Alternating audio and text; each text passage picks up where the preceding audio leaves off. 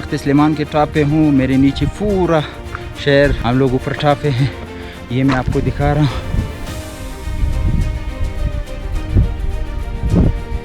ये है, अभी मैं जाके वहाँ से हम लोगों का जो सफ़र था बहुत ही दिलचस्प सफ़र था, बहुत ही ख़तरनाक रास्तों से हम गुज़र गए। तो इस वक्त मैं बिल्कुल टॉप पे हूँ। यहाँ से ऊपर पूरा इलाका है, आप देख रहे हो। बादलें भी हमारे नीचे हैं, हम बादलों के ऊपर आए हुए हैं। ऐसे समझो किसी हेलीकॉप्टर जहाज़ में। बड़ा ही शानदार, wow.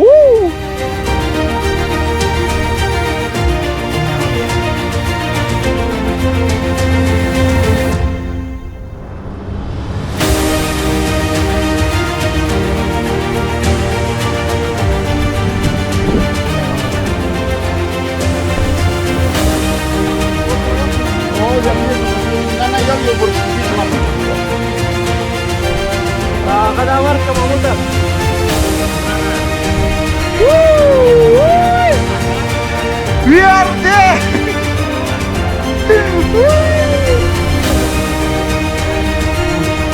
Agak dikira lebih ya anak sejarahnya.